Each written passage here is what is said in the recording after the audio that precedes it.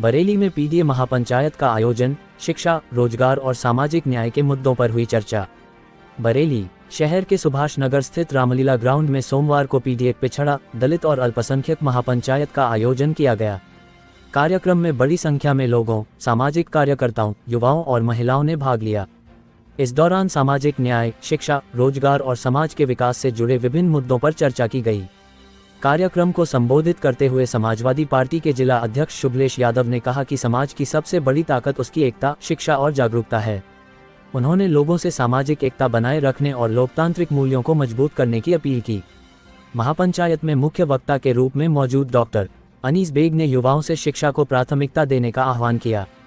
उन्होंने कहा कि शिक्षित समाज अपने अधिकारों की बेहतर ढंग से रक्षा कर सकता है और समाज के विकास में प्रभावी भूमिका निभा सकता है। उन्होंने आपसी भाईचारे और सौहार्द बनाए रखते हुए क्षेत्र के विकास के लिए मिलकर कार्य करने पर जोर दिया। कार्यक्रम के दौरान शिक्षा, रोजगार, स्वास्थ्य, सामाजिक सुरक्षा और जनहित से जुड़े विषयों पर विस्तार से विचार विमर्श किया गया। उपस्थित लोगों ने समाज के कमजोर और वंचित वर्गों को मुख्यधारा से जोड़ने तथा उनके अधिकारों की रक्षा के लिए सामूहिक प्रयास करने का संकल्प लिया।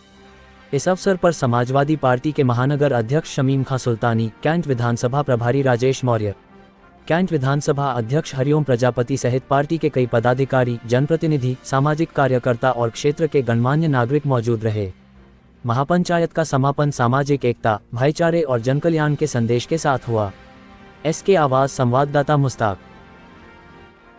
2027 में अगर बीजेपी जीत जाएगी तो ये आखिरी चुनाव होगा, उसके बाद वोट डालने का मौका नहीं मिलेगा। तो मैं जानता हूँ इस पंचायत के थ्रू आप बताएं लोगों को कि ये कैसे संभव है और लोगों को पता नहीं है इस बारे में। देखिए, भारतीय जनता पार्टी 2024 के लोकसभा चुनाव में भी यही मंसूबा पाले हुए बैठी थी और आपको याद होगा अयोध्या के एक सांसद ने बयान दिया था 2024 के लोकसभा के चुनाव से पहले कि अगर हमारी 400 सीटें आ गई तो हम संविधान बदल देंगे।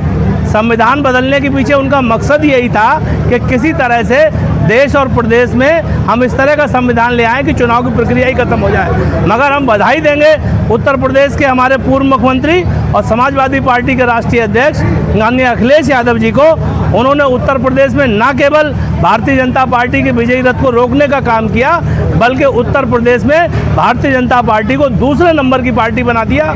और यहाँ तक कि जिस सांसद ने संविधान बदलने की बात की थी, अयोध्या की जनता ने उसे ही बदल के वहाँ एक दलित समुदाय के आदरणीय अवधेश पासी जी को सांसद बनाकर ये जता दिया कि बाबा साहब भीमराव अम्बेडकर साहब के संविधान को बदलना हिंदुस्तान में संभव नहीं है। आज यहाँ सुभाष नगर मोहल्ले में डॉक्टर अनीस बेग जी द्वारा आज पीडीए पंचायत का आयोजन किया गया है और पूरी पार्टी के लोग यहाँ इकट्ठा हुए हैं और जिस तरह का माहौल आज उत्तर प्रदेश के अंदर बन गया है, सब लोग समझ रहे हैं कि बहुत जल्द भारतीय जनता पार्टी की विदाई तय हो गई है। वजह यह है कि जिन राम मंदिर के नाम पर और भगवान राम के नाम पर जिस तरह से उत्तर प्रदेश से लेकर केंद्र में भारतीय जनता पार्टी ने सरकार बनाने का काम किया, आज उन्हीं भगवान राम के मंदिर का चंदा खाने का काम भारतीय जनता पार्टी की सरकार ने किया है, उनसे जुड़े हुए लोगों ने किया है।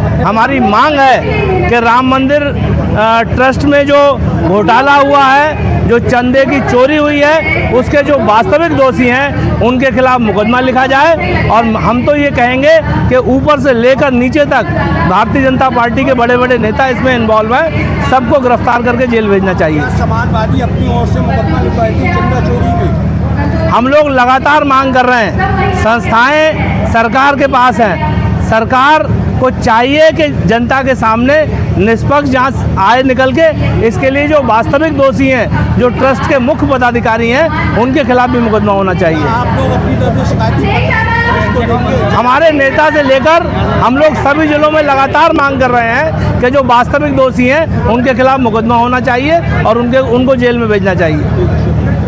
आपकी पार्टी का कितना पैसा चला गया चोरी में? पूरे देश के लोग बड़ी आस्था और श्रद्धा के साथ मंदिर में दर्शन करने जाते हैं और बड़ी श्रद्धा के साथ वहाँ चढ़ावा चढ़ा के आते हैं। मगर अब लोगों ने मन बना लिया है कि जब तक चंदा चोर सरकार में बैठे रहेंगे, तब तक जो है, जब तक उनके खिलाफ कार्रवाई नहीं हो जाएगी, तब तक हम शांत नहीं बैठेंगे। संजय जी, हमने ये जाना था आपकी पार्टी का कितना पैसा चोरी में चला गया? श्रद्धापूर्वक सब लोग जाते हैं और सब लोग मंदिरों में या कोई भी धार्मिक स्थल में हिंदुस्तान की ये संस्कृति है, अगर कोई वहाँ जाता है तो कोई ना कोई चढ़ावा अपनी तरफ से चढ़ा के आता है। तो वहाँ भी लोगों ने बड़ी श्रद्धा और विश्वास के साथ चंदा चढ़ाया था, मगर ये चंदा चोर जनता की उस आस्था और विश्वास को भी ठग ले गए। आज भी महापंचायत हुई, पीडी महापंचायत, और इसमें इतना जबरदस्त जो लोगों का जन समर्थन मिला है, जो पूरे पीडीए का है ना, जो हमारा पिछड़ा है, जो हमारा दलित है, जो हमारा अल्पसंख्यक है, जो हमारे जो पिछड़े जो है, जो वंचित हमारे अगड़े हैं, और पीडीए का मतलब है हमारा प्रेम, बी से दया और ए से अपनापन। ये अपनापन जो आज डॉक्टर ऋषभदेव को सुभाष नगर वालों ने दिया है, ये इसके लिए बहुत बहुत धन्यवाद, बहुत आभारी रहूंगा। डॉक्टर ऋषभदेव हमेशा आभारी रहेगा। और इतना जोर, इतना बड़ा जो है जन सैलाब आज सुभाष नगर में देखने को मिला है, शायद ये पहली बार हुआ है। और पहली बार हुआ है डॉक्टर ऋषभदेव को जो अपना बनाया है, डॉक्टर ऋषभदेव ने हमेशा इनको अपना बना लिया है। और आज यहाँ पर लोग जूझ रहे हैं विकास नहीं है। यहाँ पर आपने देखा, आप लोगों ने यहाँ पर जो है ये अगड़ों के लिए जो लोग अमीर लोग हैं, अमीर लोगों के लिए यहाँ पर स्मार्ट सिटी बनाने, गरीबों के लिए स्मार्ट सिटी नहीं बन रही है। यहाँ पर भवनपुरवा में चले जाइए, वहाँ पर एक गुरुद्वारा है, एक चर्च है, वहाँ पर क्या है, वहाँ पर देखिए गली नहीं है, रोड नहीं है। उसके बाद में आप पीर भट्टी भी चले जाइए, बहुत सी ऐसी गलियां हैं जहाँ गली नहीं है, जहाँ पीने का पानी नहीं है, जहाँ बिजली नहीं है, जहाँ रोजगार नहीं है। आज युवा रोजगार से जूझ रहा है, बेरोजगारी बहुत ज्यादा है। तो आज